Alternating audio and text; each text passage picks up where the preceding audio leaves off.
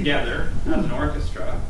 But before we did that, I thought I would say something about that. I think sometimes when you go to an orchestra concert, you expect to hear the orchestra all together all the time. And if you did expect that, you're going to be disappointed tonight.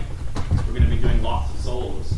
And there's a little bit of a story behind that. It was that when the orchestra was first formed 6 years ago here at McMaster, there was a basic research question that was driving it, which was how, in this space, the space of electronic music, to have a low entry fee with no ceiling on virtuosity, which was a famous question that had been posed by a researcher in California named Matthew Wright. People come up with different answers to that question.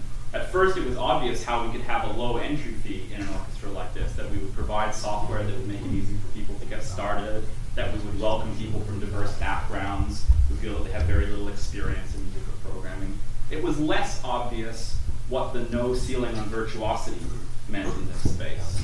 So that's kind of, I think, always the more complex question. But the answer that we kind of bluntly came to at some point was that we would encourage the orchestra members to differentiate themselves from the orchestra, that would be a main form of virtuosity around the orchestra.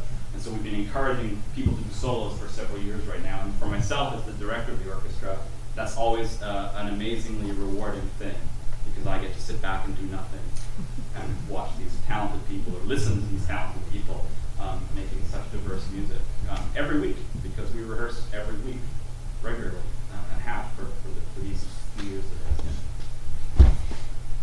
I put up here the manifesto, the 2004 Live Coding Manifesto, because Live Coding has a manifesto, the Top Lap Manifesto. You can find it on Wikipedia. And it has this phrase that I love so much. Different people grab onto different parts of the manifesto. Obscurantism is dangerous, show us your screens. That's why all of these soloists have been sharing their screens with you, so you're very close to what they are doing. We have a long discussion about what that means and whether we're really getting access to people's minds or not, whether we're just getting access to computer code. But let's not have that discussion now, because there's music to be made. But I did just want to say that in a laptop orchestra, when you've got a large number of people, sharing your screens with the audience is an extreme challenge. Originally, when people were sharing their screens with live coding, they would hook their computers up to a projector. But if you have 10 or 15 people in a room with their laptops, this doesn't work so well.